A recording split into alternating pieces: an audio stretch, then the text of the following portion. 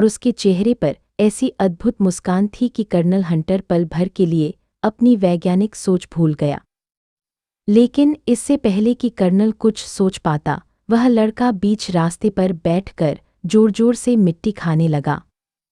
Colonel Hunter को गुस्सा आया। उसने घोड़े को रोका और चिल्लाया, ओह तुम बच्चे क्या कर रहे हो? इतनी गंदी मिट्टी क्यों खा रहे हो? वह बालक, जो और कोई नहीं स्वयं श्री कृष्ण थे, ने कर्नल की तरफ देखा और अपने दोनों गाल फुला लिए। कर्नल हंटर तुरंत घोड़े से उतरा। उसे लगा कि बच्चे को कोई बीमारी न हो जाए। उसने तुरंत लड़के का हाथ पकड़ा और बोला, जल्दी मुझे अपना मुंह दिखाओ, इसे थूको।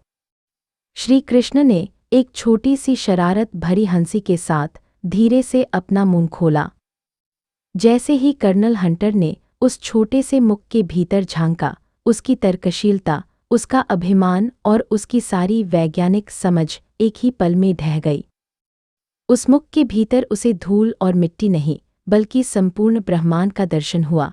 उसे दिखाई दिया अरबों तारे, घूमते हुए ग्रह, गंगा यमुना जैसी नदियां, ऊंचे ऊंचे पहाड़, जन्म और मृत्यु का चक्र और अतीत और भविष्य की सारी घटनाएं। उसने स्वयं को अपने घोड़े पर बैठे हुए भी देखा और साथ ही यह भी देखा कि वह इस बालक के मुख में झांक रहा है। वह दृश्य इतना विराट और इतना विस्मयकारी था कि कर्नल हंटर के हाथ पांव कांपने लगे। जब वह अपनी आंखें बंद करके वापस पीछे हटा, तो वह बालक वहां नहीं था। रास्ते पर सिर्फ उसका भूरा घोड़ा खड़ा था और जंगल में एक मीठी सी बांसुरी की धुन गूंज रही थी। कर्नल हंटर घुटनों के बल बैठ गया। उसकी आंखों से आंसू बहने लगे। वह समझ गया था यह तर्क का नहीं, श्रद्धा का विषय था।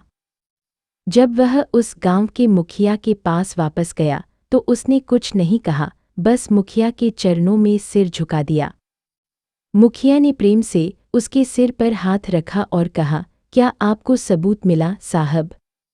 कर्नल हंटर ने हिंदी में टूटी फूटी आवाज में कहा, हाँ, मुझे पूरा ब्रह्मांड दिखाई दिया। वह एक पत्थर की मूर्ति नहीं, साक्षात ईश्वर है।